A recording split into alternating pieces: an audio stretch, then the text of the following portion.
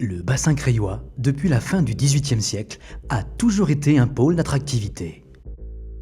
Situé au sud de la nouvelle grande région Nord-Pas-de-Calais-Picardie et au nord de l'Île-de-France, il est la porte d'entrée qui relie ces deux régions.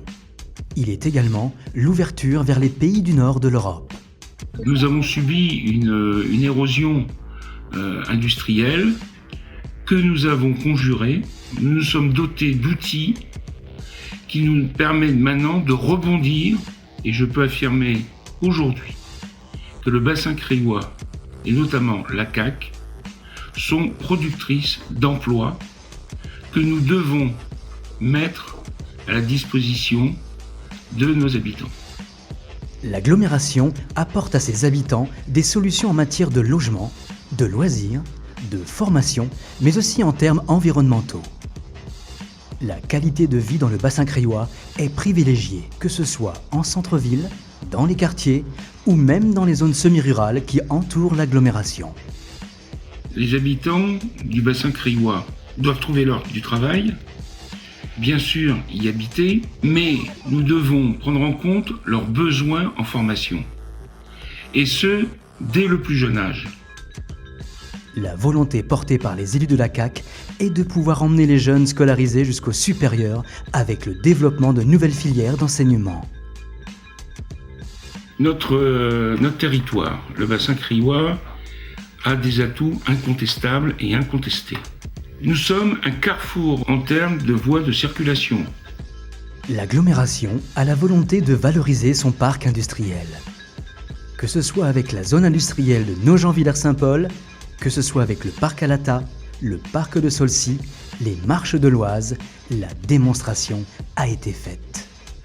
Nous avons l'eau, avec l'Oise, qui est navigable depuis très très longtemps, avec le projet Magéo et son prolongement, le canal Seine-Nord, Europe, va en faire une autoroute navigable et mettre les bassins industriels du Nord-Europe à portée de bateaux du bassin crayois.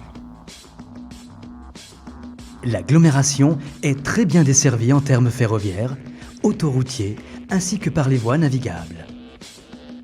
Dans les années à venir, le développement de l'aérien doit se concrétiser avec une plateforme aéroportuaire civile. La liaison TER-TGV avec Roissy va rapprocher le territoire de manière incontestable avec toutes les capitales régionales françaises et européennes et élargir la dimension du territoire.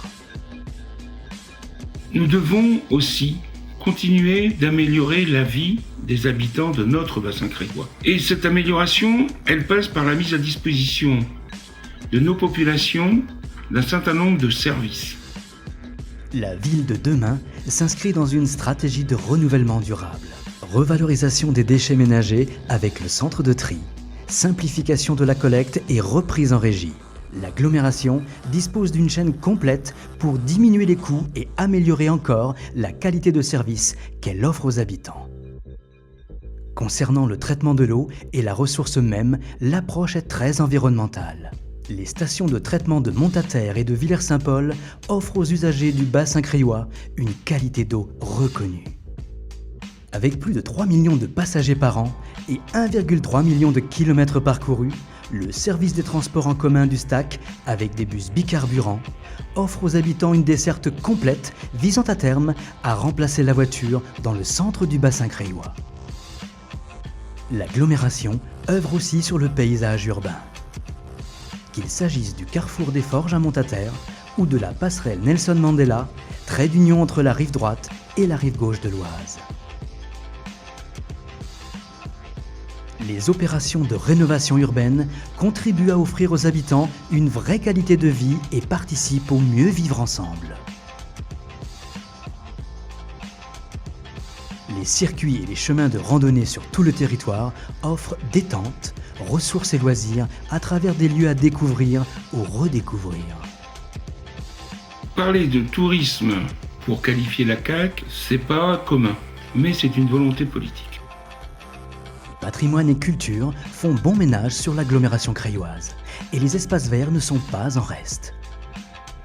La Maison du Tourisme, compétence de l'agglo depuis peu, offre aux curieux des promenades imprévues et des visites agréables le long de l'Oise. Château de Montataire. Façade du château du Circus à Nogent, maison de la faïence à Creil et château Charles V. Église de Nogent, de Villers-Saint-Paul, maison de la pierre à Saint-Maximin. Le patrimoine historique et culturel est dense et varié. Et nous pouvons lier donc un tourisme vert à un tourisme bleu. Et c'est la volonté de la CAC avec les communes de pouvoir développer un tourisme fluvial et un tourisme fluvestre. Je crois que là aussi, nous avons un gisement économique important, mais aussi un gisement culturel qui va donner un sens à l'avenir parce qu'il va nous parler de notre histoire. La position stratégique de l'agglomération creilloise, ce rôle de carrefour qu'elle joue, son histoire, son passé, son avenir lui donnent des responsabilités. Le projet Gare Cœur d'Agglomération, c'est pas un projet frileux, c'est pas un projet où l'agglomération va se replier sur elle-même. C'est un projet qui va s'ouvrir, qui va ouvrir l'agglomération sur son environnement, sur les autres territoires. Avec Gare Cœur d'Agglo, la CAC élargit sa vision.